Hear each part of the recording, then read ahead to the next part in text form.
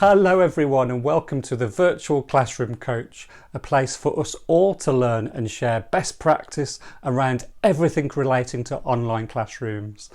Now in this video we're going to start a brand new series. Welcome to L&D Bingoview.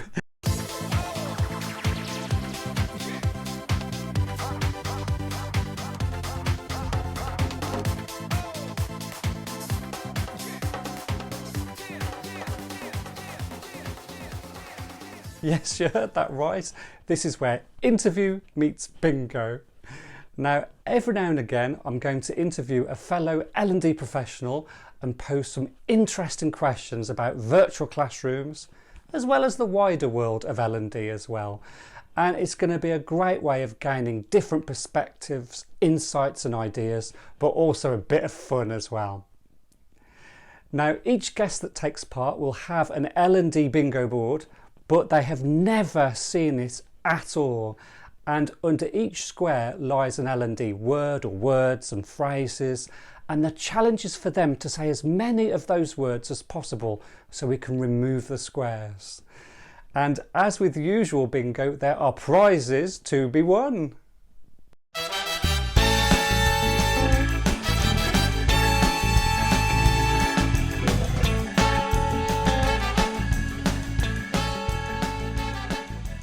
Alright, so before we start the game, please subscribe to my channel. Do press the bell and like buttons below, and that way we can keep in touch and you'll be the first to know when I drop in a new video.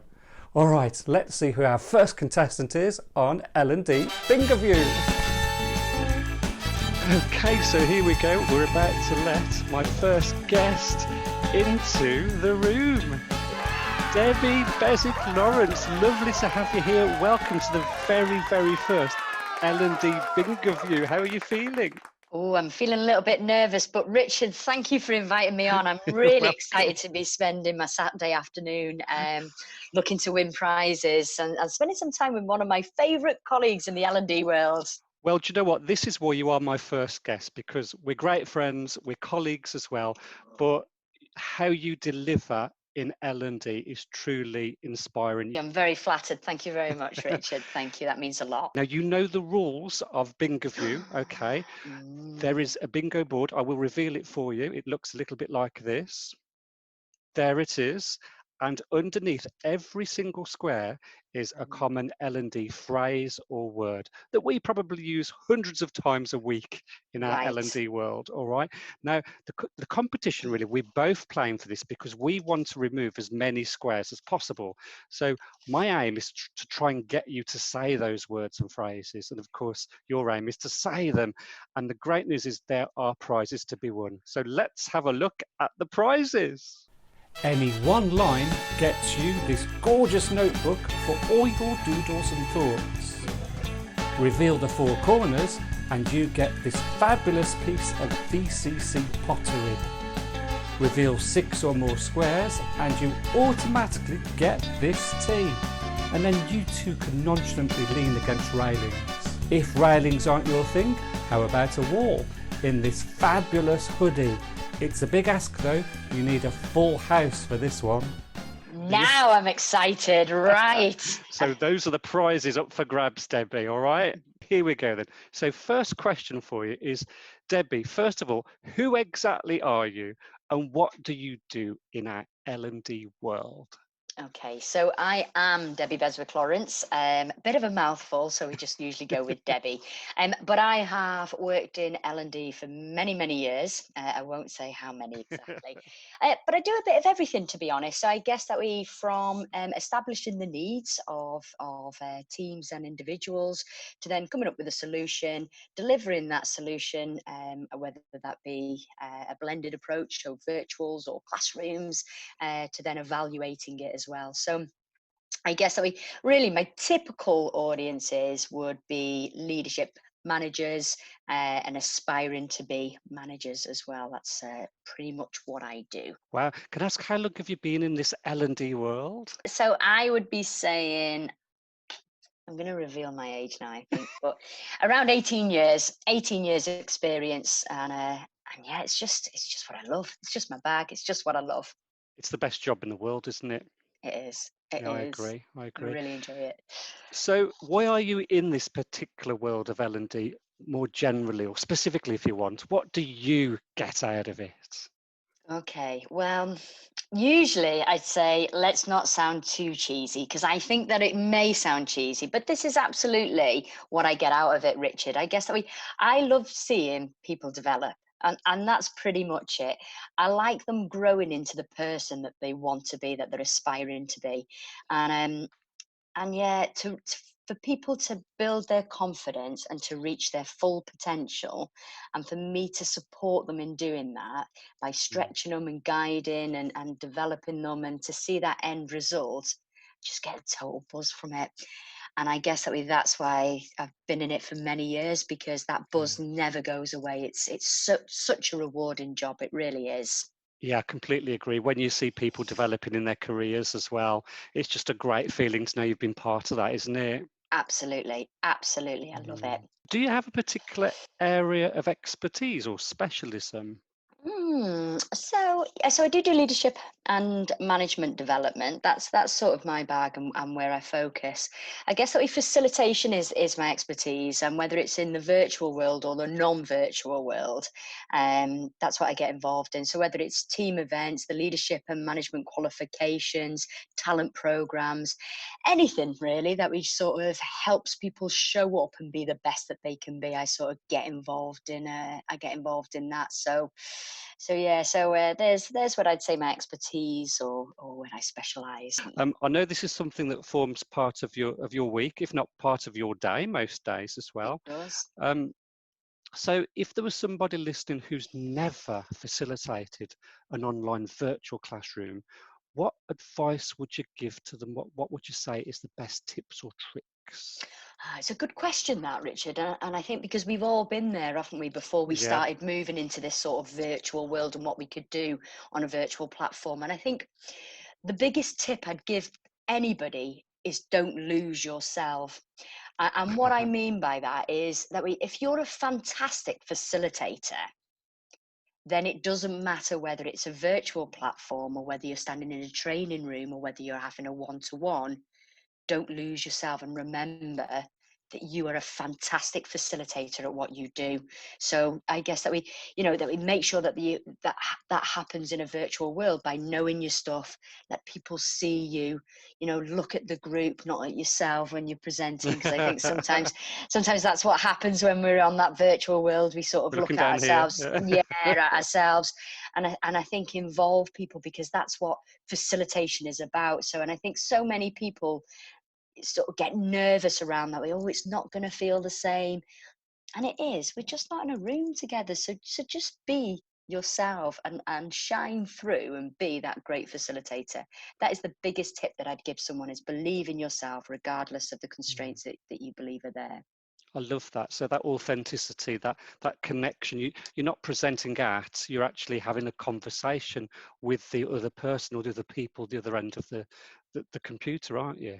Absolutely. Yeah, absolutely. And I think it's similar to what we're doing now. We're not in the same room together. The Mm, only thing that we're missing out on is that when we say goodbye, we might give each other a hug.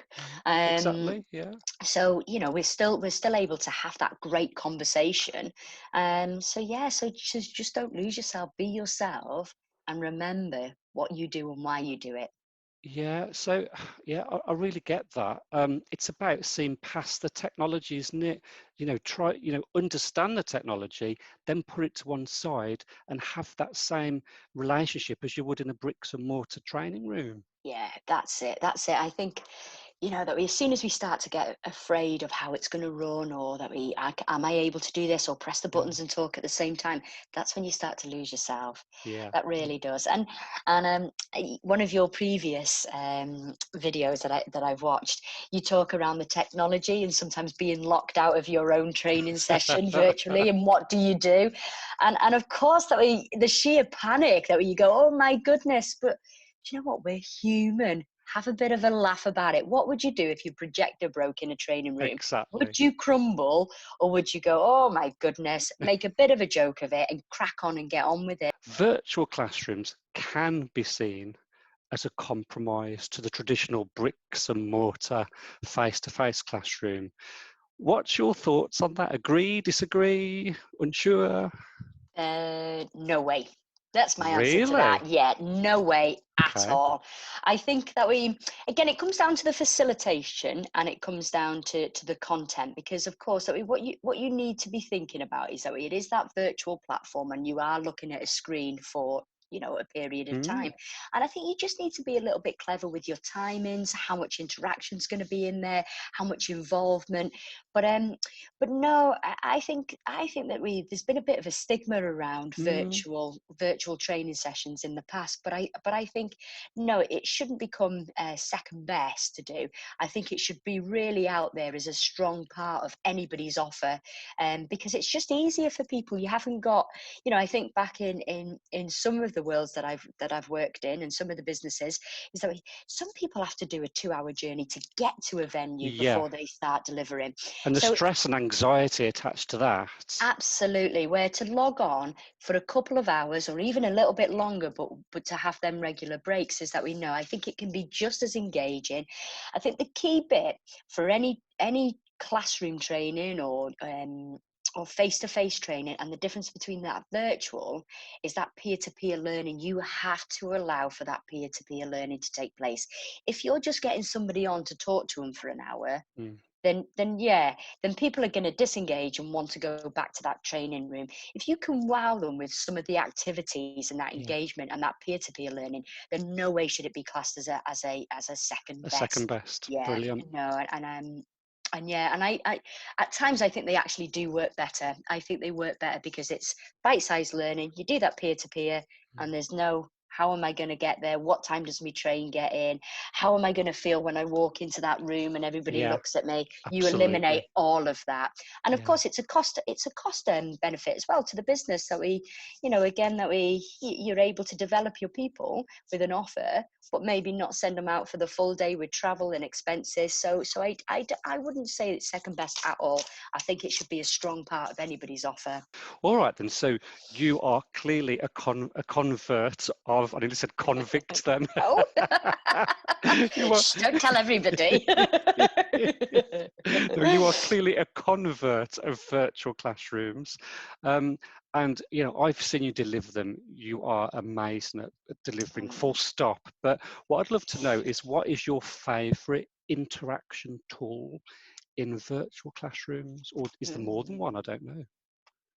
um, Yeah, well, I think there's a couple of points here. Is that I mean that we're using Zoom now, and we use Zoom, don't we, as a platform.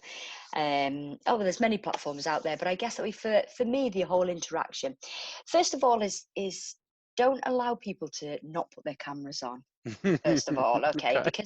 because I think that if we were in a classroom, we wouldn't allow people to come in with a mask, would we? And sit in a mask all day. So I think that it's important that people get to see each other. That's really important.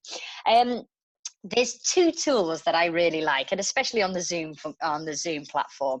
The first one is Annotate, because you open it up and you allow people to annotate on that screen, and of course that is some of the people the stamps that they choose, the scribbles that they write. They try and write something, and it's so funny. So I think that that's great, because you get some real time where people are putting their thoughts down. I love Yeah. that. But the main one I would say is the breakout rooms, Richard, because as I talked, and what I mentioned before was that it's that peer-to-peer learning. That is massive in today's world, because there's so many good ideas out there from a pay it forward perspective. So you have to allow that time. And in the breakout rooms, you could use them for either role plays, although we don't say role plays, do we? We say fun Pra- activities. yes, or practicing conversations. Yeah, good one. People don't like role plays, but to put people into breakout rooms and put them into groups to have a conversation around what they've heard, what they've learned, sharing best practices, Mm, talking about their challenges. And actually, as a facilitator, you do have the ability to drop in on them to see how they're going.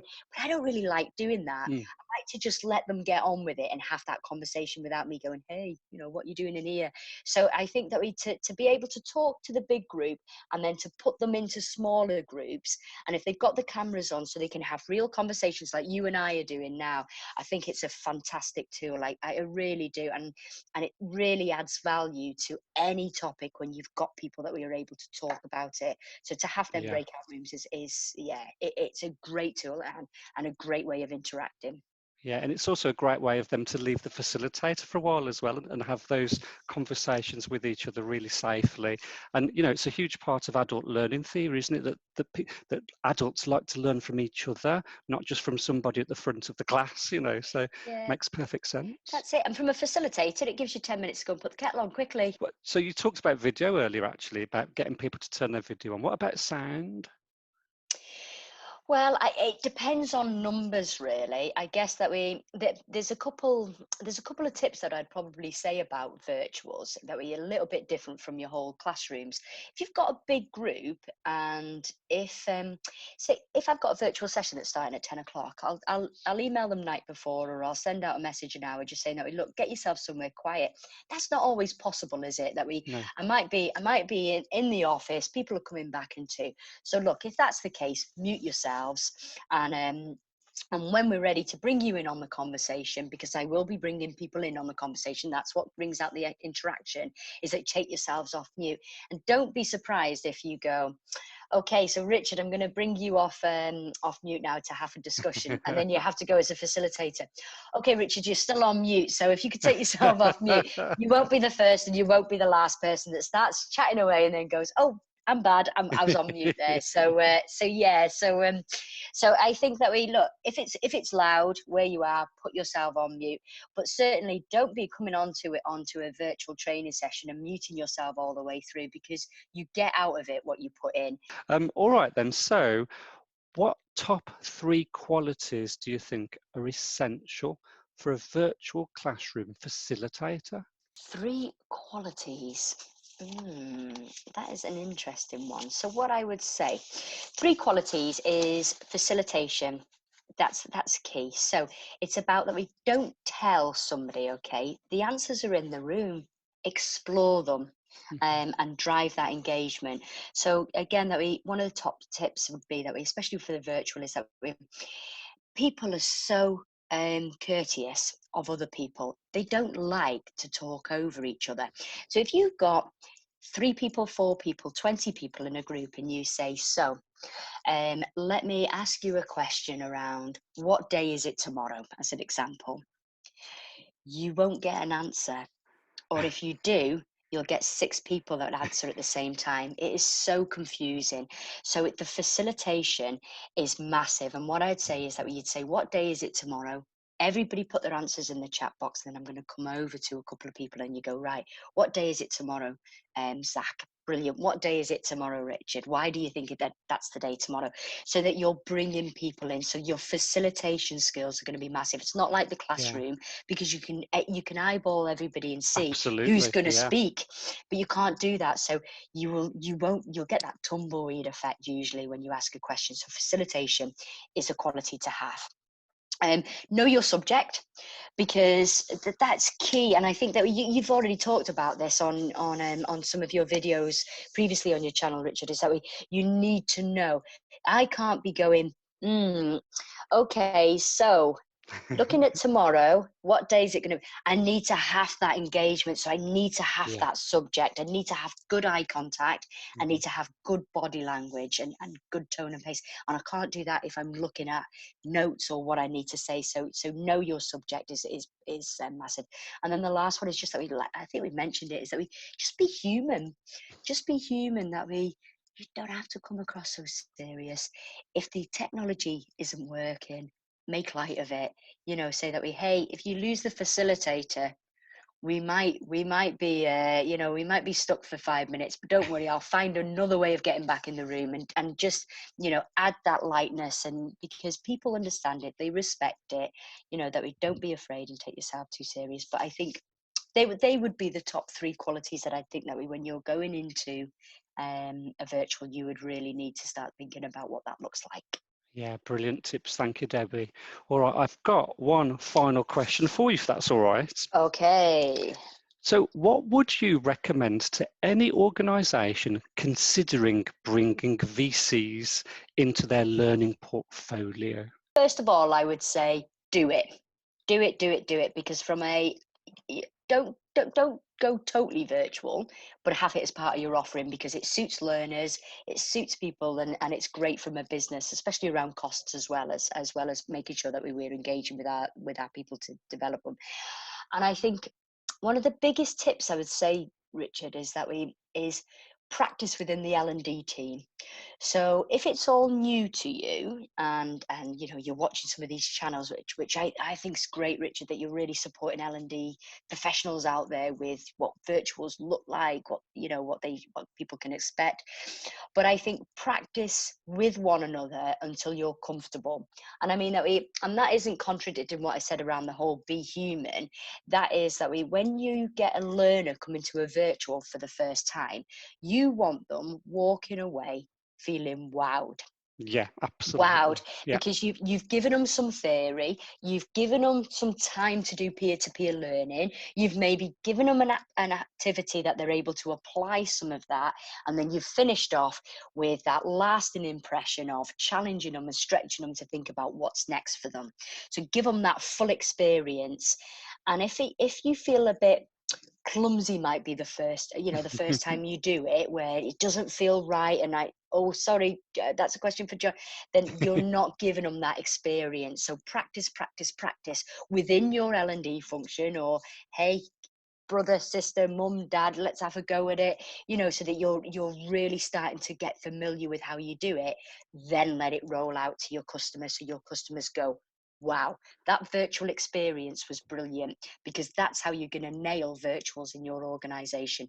People telling other people it was a great experience. And that's what I'd suggest. Just play around with it until you're comfortable enough to let loose on your learners and giving them that first time great experience. Great advice. Practice. Yeah, And definitely. like you say, we've got our peers, we've got our family, we've got iPads lying around, mobile phones lying around that we can connect to and practice with. So absolutely brilliant advice.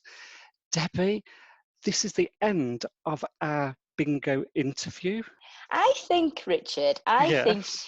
I might have known when I was close, because I think you saw my head going down. Yeah, and I think your smile gave it away, of that either I'm close or I nearly said the word, or I did say the word. Well, I can tell you did extremely well. For our first ever player, you have done absolutely amazing. Shall we reveal the board? Yes, please. Let's reveal the board. Okay, here we go. There it is. That is our bingo board. Okay, and I can tell you, you said this word, facilitator. Yes. You also said this word, leaders. And did you complete that line? Oh, participation. Yes. Okay. Next line down, you got content. Content. Next line down, you got mute. The good old mute button. And of course, this one as well, you said a few times, participants. Okay. And the next one, I've given you this because you said most of it and it means the same thing.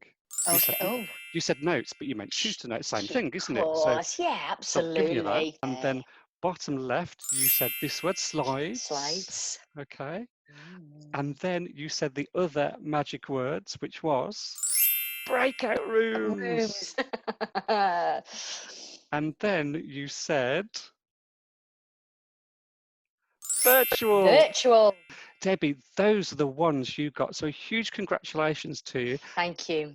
As you know, the deal is if you get 6 squares, you get the t-shirt. So congratulations. So you have won the VCC champion t-shirt. Yes, brilliant. Thank you. Congratulations. Do you know what? Thank you.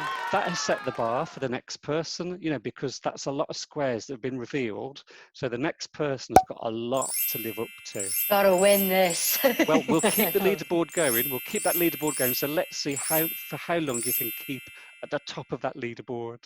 Richard, can I just say that we're fantastic how you're supporting L&D colleagues with this whole virtual world and what people can expect and how to use it. Hats off to you. I think that it's a great channel, and I, for one, am also learning lots and lots from it, and yourself as well. So yeah, great stuff. An absolute joy to have you on. Thank you for giving up your Saturday afternoon. I've loved it. I've loved it. Thank you for inviting me. You're very welcome.